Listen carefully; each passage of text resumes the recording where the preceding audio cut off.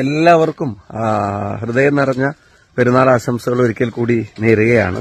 നിങ്ങളുടെ എല്ലാവരുടെയും മെസ്സേജസ് ഉണ്ടായിരുന്നു, പലരുടെയും കോൾ ഉണ്ടായിരുന്നു.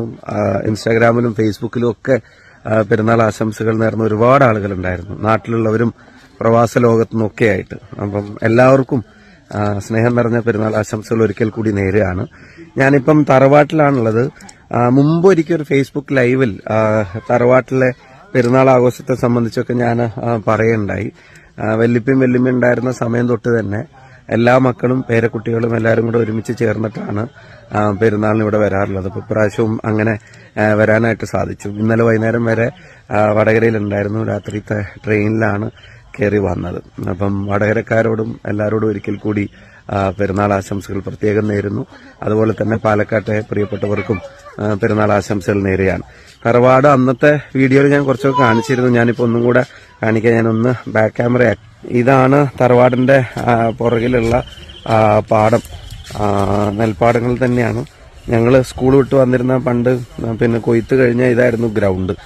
അപ്പോൾ ഈ പാടങ്ങൾ ഗ്രൗണ്ടാക്കിയിട്ട് അന്ന് ചെറിയ കളികൾ, ഫുട്ബോൾ, ക്രിക്കറ്റൊക്കെ ടൂർണമെന്റൊക്കെ വെക്കുമായിരുന്നു. അന്നത്തെ ടൂർണമെന്റിന്റെ പഴയ ഓർമ്മയുള്ള ആർക്കെങ്കിലൊക്കെ ചിലപ്പോൾ മനസ്സിൽ കിടക്കുന്നുണ്ടാവും. ടൂർണമെന്റിൽ അന്ന് ഈ ഹൈറ്റിന്റെ അളവൊക്കെയാണ് നമ്മൾ ഫിക്സറിൽ എഴുതുക. ഈ കടലാസിൽ നമ്മൾ തന്നെ എഴുതി തയ്യാറാക്കിയ ഫിക്സറിൽ പറയും 150 സെന്റിമീറ്റർ അല്ലെങ്കിൽ 160 സെന്റിമീറ്റർ 165 സെന്റിമീറ്ററിന് താഴെയുള്ള ആളുകൾക്ക് മാത്രമേ കളിക്കാൻ പറ്റുള്ളൂ എന്നൊക്കെ പറഞ്ഞിട്ട് നമ്മൾ ഈ ടെന്നീസ് ബോളിൽ ക്രിക്കറ്റ് ടൂർണമെന്റ് വെച്ചിരുന്നു. അതുപോലെ സാധാരണ ചെറിയ ഫുട്ബോൾ ടൂർണമെന്റ് ഒക്കെ വെച്ചിരുന്നു. ഈ പാടത്തിന്റെ അപ്പുറത്താണ്, അവസാനം കാണുന്നിടത്താണ് പിന്നെ ഈ ഞാനൊന്ന് സൂം ചെയ്യാം, ഇതിന്റെ സൈഡിലായിട്ട് തോടുകളുണ്ട്. അപ്പം മഴക്കാലത്ത് ഇത് മുഴുവനായിട്ട് നിറഞ്ഞ് കവിയും. അപ്പം തോട് നിറഞ്ഞ് കവിയുമ്പോൾ ഞങ്ങൾ എല്ലാവരും കൂടെ അതിനകത്ത് പോയി ചാടും, നീന്താനും പിന്നെ കളിക്കാനൊക്കെ അവിടെ പോവായിരുന്നു, തറവാടിനോട് ചേർന്ന് നിൽക്കും. അപ്പം ഇവിടെ ഭയങ്കര ഇഷ്ടമായിരുന്നു ചെറുപ്പത്തിൽ. എല്ലാ മക്കള്, പേരക്കുട്ടികള്, കസിൻസ്, അയൽവക്കത്തുള്ള ആൾക്കാർ, ഫ്രണ്ട്സ് എല്ലാവരും കൂടെ ചേർന്നിട്ട്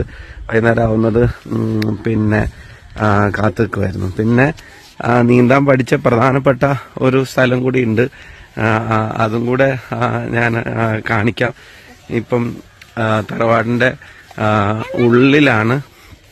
അവിടെ ഞങ്ങൾക്കൊരു ചെറിയ കുളമുണ്ട്. ഞാൻ അന്ന് അതൊരു വീഡിയോയിൽ കുളം തറവാട്ടിലുള്ളത് അന്ന് വീഡിയോയിൽ കാണിച്ചിരുന്നു. അവിടെയായിരുന്നു നീന്താനൊക്കെ എല്ലാവരും കൂടെ പഠിച്ചിരുന്നത്. മീൻ പിടിക്കാൻ, അതുപോലെ പാടത്തുനിന്ന് മീൻ കയറും, അത് പിടിക്കാൻ, പിന്നെ ചൂണ്ടയിടാൻ ഒക്കെ അന്ന് പഠിച്ചിരുന്നത് ഈ കുളത്തിലായിരുന്നു. അതിപ്പോ ഞാനൊന്ന് കാണിക്കാം. സെക്കൻഡ്.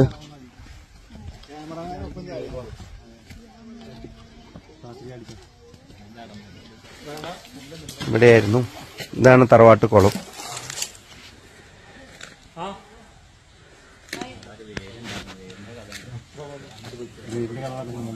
ബാക്കി കഥ പിന്നെ പറയാം.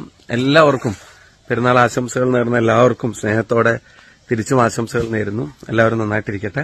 അടുത്ത ദിവസങ്ങളിൽ വീണ്ടും കാണാം. ഓക്കെ, ഈദ് മുബാറക് എല്ലാവരോടും.